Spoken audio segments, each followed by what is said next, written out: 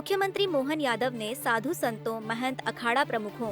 महामंडलेश्वर की सुविधाओं को देखते हुए ऐलान किया है। मुख्यमंत्री मोहन यादव ने कहा है कि हरिद्वार की तर्ज पर उज्जैन में स्थायी आश्रम बनाए जाएंगे। हरिद्वार में जिस प्रकार साधु संतों के अच्छे आश्रम बने हुए हैं, उसी प्रकार विकास के क्रम को जारी रखते हुए उज्जैन में भी साधु संतों के स्थायी आश्रम बनाने के प्रयास किए जाएंगे। उज्जैन विकास प्राधिकरण के माध्यम से इस बड़ी योजना को आकार दिया जाएगा। सभी साधु संतों, महंत, अखाड़ा प्रमुखों, महामंडलेश्वर सभी को आमंत्रित कर उनके स्थायी आश्रम बनाने की दिशा में काम करेंगे।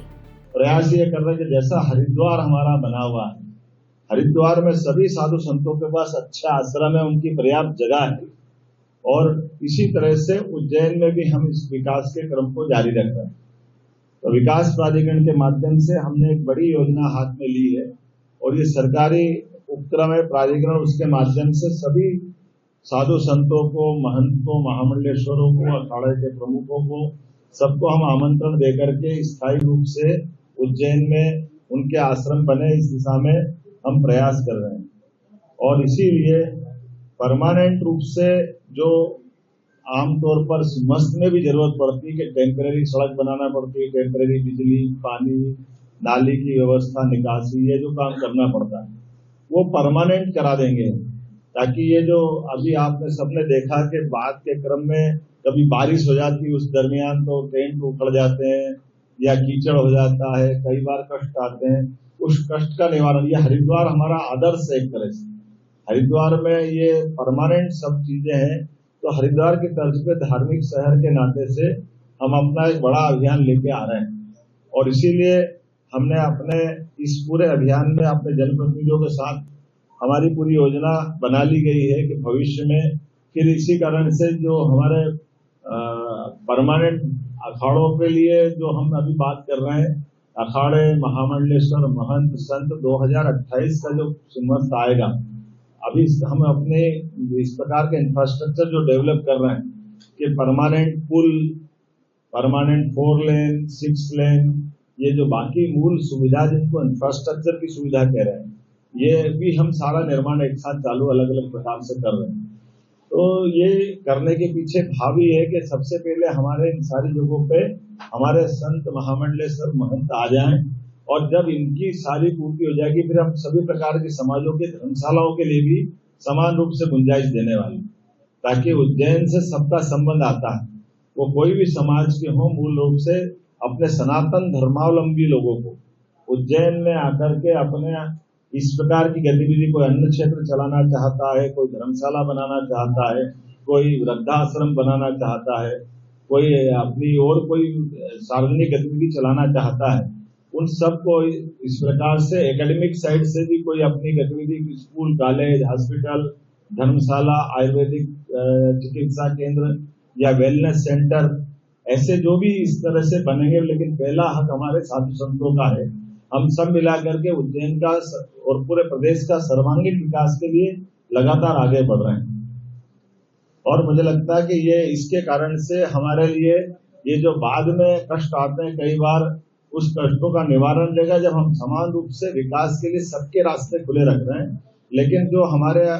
विभिन्न प्रकार के जैसे हमारे देवस्थान है, उन देवस्थान के आसपास तो हमारे सारे धर्माचार्य आ जाए, ये हमारी पहली प्रायोरिटी है। उस प्रायोरिटी के आधार पर आज हमने प्रेस बुलाई भी थी, और इसीलिए टाउन कंट्री प्लानिंग के अंदर हमने इसमें कुछ बदलाव करने के निर्देश भी जिला प्रशासन के माध्यम से प्रस्ताव आया, तो हमारे टीएनसी वालों ने इसमें किया है कि भाई आप अपने इस स्थान पर, लेकिन ये जो हम निर्माण की उनको जो परमिशन दे रहे हैं, वो परमिशन इस प्रकार से देंगे कि जैसे कम से कम 5 बीघा का एक भूखंड होगा, और 5 बीघा के भूखंड में 4 बीघा ओपन रखना पड़ेगी। केवल 1 बीघा में वो अपना भवन या भूखंड बनाएंगे, ताकि सभी के आश्रम में पर्याप्त रूप से खुला स्थान रहे, पार्किंग की जगह रहे, और जैसे वो अपने उस भवन को बनाना चाहे, तो सत्यमित्रानंद जी महाराज का आश्रम का एक उदाहरण है हरिद्वार का, कि वो ऊपर में थोड़ा बना सकते, तो ये केवल संतों को, महामंडलेश्वर, अखाड़े को, इनको ही छूट रहेगी। कोई व्यक्तिगत रूप से इस प्रकार की छूट या कमर्शियल रूप से इस प्रकार की छूट इस कैंपस में नहीं रहेगी।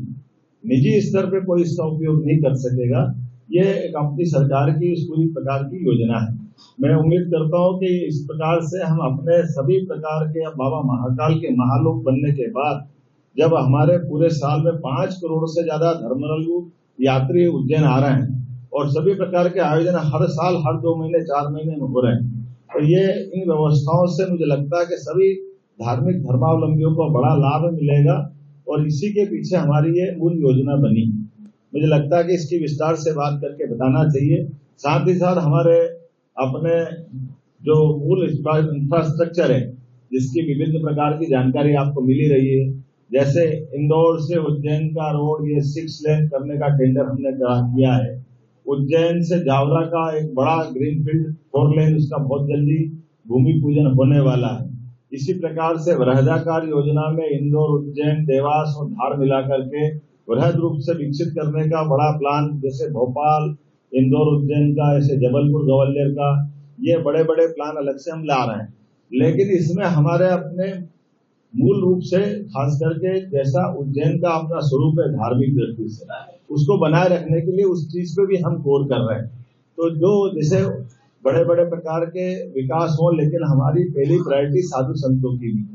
ये पूरी इसमें भाव है, ये बताने का प्रयास किया है। मुझे लगता है कि विस्तार से बाद में प्रशासन के माध्यम से भी बात आती रहेगी, लेकिन ये कल्पना आना चाहिए सबके बीच में। तो उज्जैन विकास प्राधिकरण इसमें बहुत जल्दी अपनी योजना लेके बढ़ेगा।